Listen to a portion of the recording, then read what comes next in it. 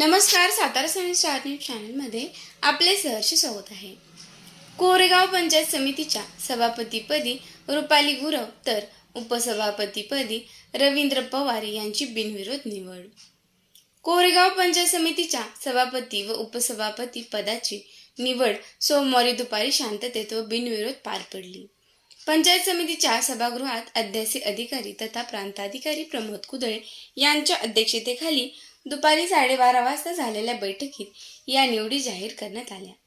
सभापतीपदी राष्ट्रवादी काँग्रेस पक्षाच्या लासुने गणातील सदस्या सौ रुपाली शिवाजी गुरव यांची तर उपसभापतीपदी आर्वी गणातील सदस्य रवींद्रदादा पवार यांची बिनविरोध निवड करण्यात आली। कोरेगाव पंचायत समितीत एकूण 12 सदस्य संख्या आहे। नुकत्याच झालेल्या निवडणुकीत राष्ट्रवादी काँग्रेसच्या दोन्ही गटांनी एकत्रितपणे निवडणूक लढवत स्पष्ट बहुमत मिळवले होते। 12 पैकी 9 जागांवर विजय मिळवत राष्ट्रवादी काँग्रेसने पंचायत समितीवर आपली मजबूत पकड निर्माण केली होती। त्यामुळे सभापती व उपसभापती पदाच्या निवडीसाठी पक्षामध्ये एकमत साधण्याचे प्रयत्न सुरू होते।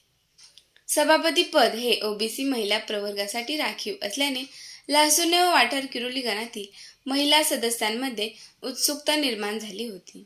या पार्श्वभूमीवर सातारा जिल्हा मध्यवर्ती सहकारी बँकेचे चेअरमन खासदार नितीन काका पाटील, राष्ट्रवादी काँग्रेस शरदचंद्र पवार पक्षाचे प्रदेशाध्यक्ष आमदार शशिकांत शिंदे तसेच जिल्हाध्यक्ष तथा माजी मंत्री बाळासाहेब पाटील यांनी पुढाकार घेत दोन्ही पदांच्या निवडी बिनविरोध व्हाव्यात यासाठी प्रयत्न केले।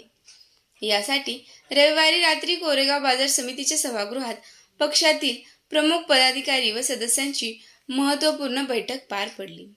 या बैठकीत चर्चेनंतर सभापती पदासाठी रुपाली गुरव तर उपसभापती पदासाठी रवींद्र पवार यांच्या नावावर अंतिम शिक्कामोर्तब करण्यात आले। त्यानंतर सोमवारी अधिकृत बैठकीत या दोघांची बिनविरोध निवड जाहीर करण्यात आली। सभापती आणि उपसभापती निवड जाहीर झाल्यानंतर गटविकास अधिकारी सुप्रिया चव्हाण, सहाय्यक गटविकास अधिकारी लालासाहेब गावडे यांच्यासह सर्व प्रशासकीय खातेप्रमुखांनीही नूतन पदाधिकाऱ्यांचे अभिनंदन करत शुभेच्छा दिल्या।